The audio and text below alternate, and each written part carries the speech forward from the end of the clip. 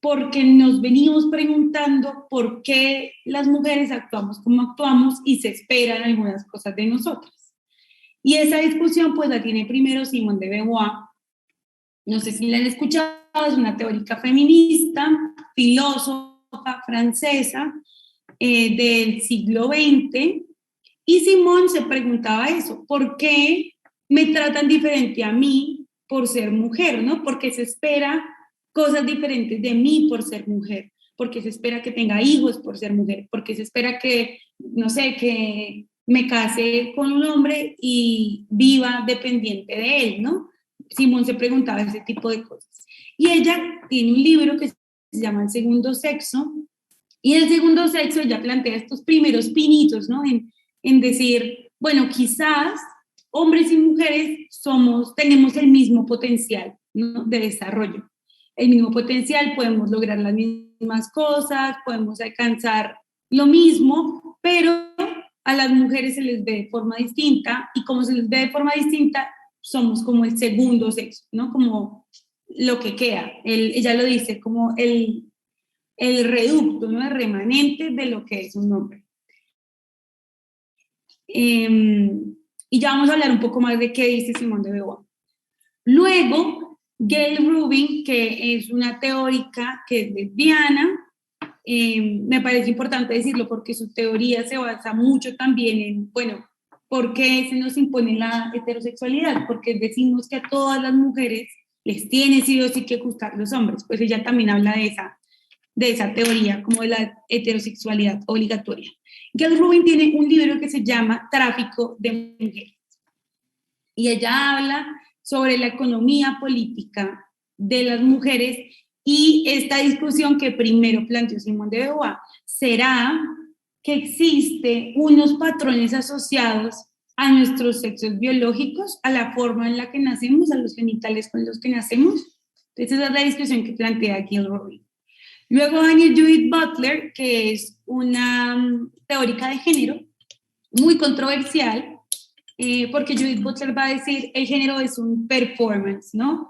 Es una forma de expresión y puede cambiar, y nosotros podemos también elegir cómo queremos vernos, actuar y ser definidos, un poco por esa línea. Y por último viene Catherine McKinnon, que es una teórica feminista radical. Ya les voy a explicar luego un poco más de esto, de qué es el radicalismo. Y Catherine McKinnon dice, no, el género tiene que acabarse. Tenemos que acabar esta idea que tenemos que se llama género. Entonces, generalmente cuando escuchamos género, nosotros pensamos en hombre o mujer. Y ya, o sea, fin, se acabó. Pero sexo y género no son lo mismo. Entonces, Simone se pregunta específicamente no qué nos hace humanos, sino qué me hace a mi mujer y por qué me tratan diferente por ser mujer. Y ella observa que hay unos patrones que se esperan de todas las mujeres en el mundo. Entonces, no sé, que tengan el pelo largo, en esa época que estaba Simone, ¿no? Que usen falda, que sean bien portadas, que hablen bonito. Simone de Beauvoir es una familia muy tradicional francesa, un poco de clase media alta, entonces se esperaba que aprendieran. Lo que dice Simone de Beauvoir es, las mujeres no nacen con esas expectativas impuestas de manera intrínseca, ¿no? No, las mujeres no nacen y biológicamente tienen que estar cuidando hijos y atendiendo el hogar. Eso, así lo dice Simone de Beauvoir. Esa es una carga impuesta por la sociedad. Y quizás esta es la primera vez que en la teoría de género se ve esos comportamientos que le asociamos a las mujeres y a los hombres como algo que no es natural. Es decir, que no nacemos con esas imposiciones. Pero como esta teoría de Simone de Beauvoir era muy incipiente, ¿no? Era muy primaria, ay, no sé qué dice. Otras teóricas la retoman luego, pero ella nos da como esta primera pregunta: ¿por qué tratamos diferentes y esperamos cosas diferentes de las mujeres solamente porque nacieron con vagina, solamente porque ellas pueden tener hijos? Pero les ponemos una carga impresionante de cosas y a las que no se conforman decimos que son malas mujeres, por decirlo así. Esa es una clase muy preliminar, digamos, pero se llama Oyeron Kyoyewumi, y ella dice, por ejemplo, que el género no es igual en Oriente que en Occidente, y que las personas que, por ejemplo, ella habla de la tribu Yoruba en África, y ella dice, pues, la socialización de las mujeres en la tribu Yoruba, pues no es la misma socialización marcada, sexualizada y jerarquizada que la idea colonial del género, en el que las mujeres son, las personas que tienen género femenino, pues son menos. Entonces, Gayle Rubin, que es esta teórica estadounidense, va a retomar esa idea.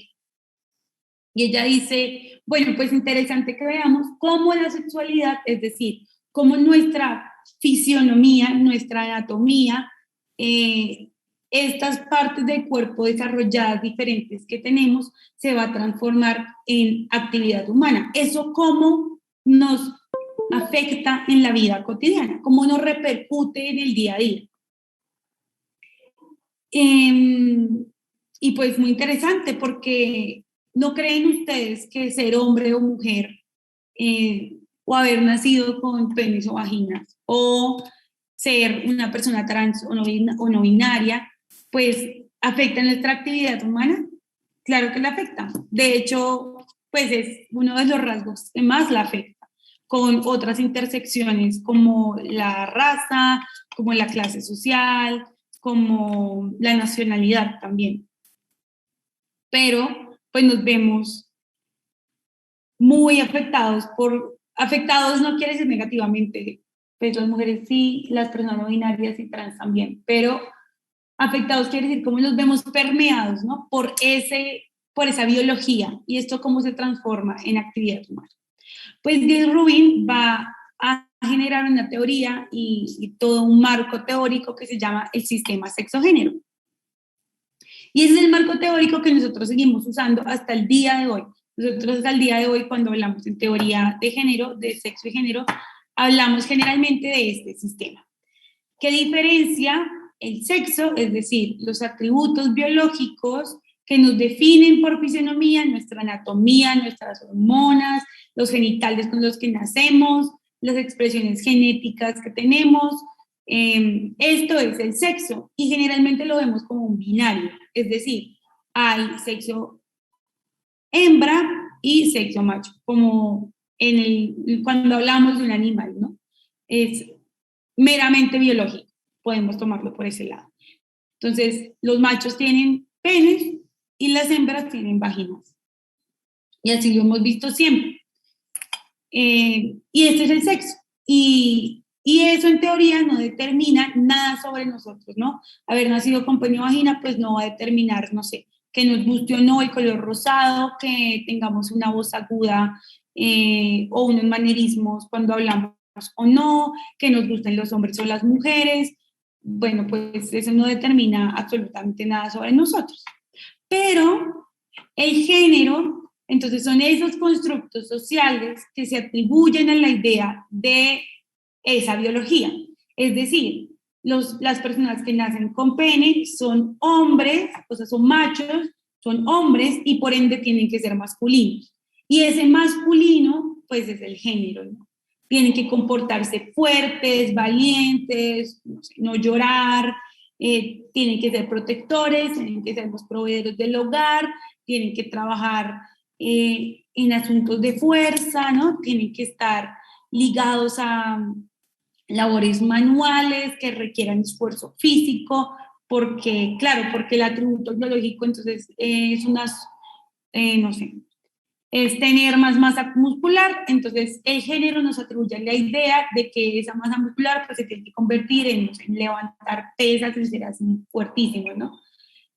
Y lo mismo pasa con las mujeres. Entonces las personas que nacen con vaginas son hembras, ser mujer entonces se vuelve un constructo. Entonces el género en realidad son constructos sociales, características, comportamientos que nosotros le asignamos a las personas con pene o con vagina por tener esas características fisiológicas.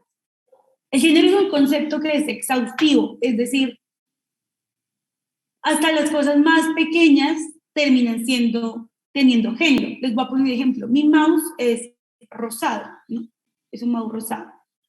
Entonces este mouse rosado está diseñado para las mujeres porque es un mouse femenino, pero el rosado pues es un color femenino, no, pues es un color y ya, no tendría por qué tener un género asociado, pero lo tiene. Y nosotros pensamos en el mouse rosado como un mouse para niñas y pensamos en las post-its rosadas como post-its para niñas y pensamos en las post-its azules y no sé, el forro del celular oscuro para hombres.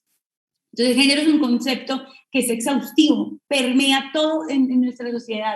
Pensamos todo en términos de ese binario, o es para hombres o es para mujeres. Y salirnos de ese esquema mental, pues es muy difícil, porque de ese exhaustivo, pues viene una división social del trabajo, ¿no? Los hombres trabajan en las fábricas, las mujeres se quedan atendiendo a los niños y criando a los niños, que es como la idea general que tiene la sociedad de en qué se deben encargar. Y así también se feminizan o masculinizan las profesiones. Las psicólogas son más de cuidado, de atención, entonces tienen que ser mujeres, ¿no? O la mayoría de personas que estudian psicología son mujeres. La ingeniería es más de ciencia, de acción, entonces la mayoría de personas que estudian ingeniería son hombres. Pero realmente eso tiene algo que ver con nuestros atributos biológicos, no, tiene que ver con la idea del género. Veamos un poco más de qué es el género. Entonces, el género, ya lo dijimos, son las características que se asocian a un sexo biológico. Pero, pues el género nos da unos roles que tenemos que seguir. Es como si cuando nacemos nos dieran, somos unos actores y nos dan un reparto, ¿no? Un papel. Sí, total. Ya les voy a hablar de otra de mis autoras favoritas, se llama Oyeron Oyewumi, y ella habla sobre esta división binaria de género, que es generalmente una división occidental, que es colonial. Luego hablaremos un poco de eso, para que vayamos como ascendiendo en, no sé cómo decirlo, de forma escalonada en conceptos y podamos entenderlo desde diferentes maneras. Entonces, estos comportamientos pues son los que se cree que debemos tener. Y a los hombres le damos un rol productivo y a las mujeres les damos un rol reproductivo. Es decir, los hombres son los que tienen que quedarse, de que ir a trabajar, que sostener la casa, que dar dinero, que tener un rol de proveedor, ¿no? Es el que arregla, es el que, no sé, pensémoslo en el hombre minero, ¿no? El hombre minero tiene que ir a la mina, tiene que ir a, tiene que ir a la mina, tiene que ir a trabajar. Si quieren, voy a dejarlos, o sea, los voy a dejar acá abiertos y los respondemos al final y podemos tener como una discusión interesante que me parece chévere. Y las mujeres pues se tienen que caer en la casa, cuidando los hijos, criándolos, atendiendo las necesidades del hogar. Eso hace que las mujeres en el sistema, por ejemplo, que vivimos, que es un sistema que se basa en el capital, pues no tengan ingresos, porque es que a mí nadie me paga por cuidar mis propios hijos, ¿no? Y hay una relación desigual de esas labores del cuidado, ¿no? Pensemos entonces en las mujeres que están en una situación precaria, ¿no? Las mujeres en situación precaria entonces van a ser mucho más vulnerables porque este rol reproductivo que les damos nos dice que además de hacer las labores del hogar, pues también van a tener que trabajar y doble trabajo el que hacen, porque cuidar hijos, lavar la ropa, cuidar la casa, barrer, trapear, todos estos roles que le damos a la mujer, pues que en realidad son roles, eso, dados, asignados, como si le diéramos un papel, ¿no? Esta es tu actuación, esta es tu personaje y lo tienes que cumplir a cabalidad o si no lo estás haciendo mal. Pero también le ponen mucha presión a los hombres porque les da una presión de siempre ser exitosos, de recurrir a la violencia para expresar sus emociones. ¿No? Entonces, a este sistema que pone a los hombres por encima de las mujeres y les da roles marcados de producción y reproducción, le llamamos patriarcado. Pues la identidad de género es la manifestación de cómo cada uno de nosotros adapta esos constructos a nuestras vidas. Si el género es una variable cultural del sexo, es decir, son los comportamientos que nosotros le asignamos al sexo, entonces la identidad de género es como ya algo más personal. cómo nosotros apropiamos esos valores, características y patrones, y eso va cambiando de persona a persona. Entonces, por mucho tiempo nosotros pensamos que solo se podía ser o mujer o hombre, y que los hombres tenían que ser masculinos, las mujeres femeninas y ya. Pero a través de los años pues nos hemos dado cuenta que esas no son las únicas maneras de tener identidad, ¿no? Este punto de la teoría tiene muchos debates, porque hay muchos debates acerca de, pues, de qué identidades son identidades impuestas, qué identidades son libres, etc. Pero en la generalidad, a lo que quiero llegar es que la identidad de género es la forma en la que nosotros le mostramos al mundo cómo nos sentimos más cómodos, ¿sí? Si ser identificados dentro del binario hombres o mujeres, o no dentro del binario, y ahí, por ejemplo, tenemos a las personas que se identifican como no binarias. Y todas aquellas personas entonces que no se conformen con el género, es decir, un hombre afeminado o una mujer masculina, una mujer que le gusta el fútbol, que no le guste, una mujer que no le gustan los hombres, ¿no? Una mujer lesbiana, que sea una mujer que no se conforma con la ropa tradicionalmente de mujeres, por ejemplo, una mujer que le gusta hablar un poco con la voz más gruesa, que tenga un carácter más fuerte, ¿no? Que no se conforme con el patrón de la feminidad,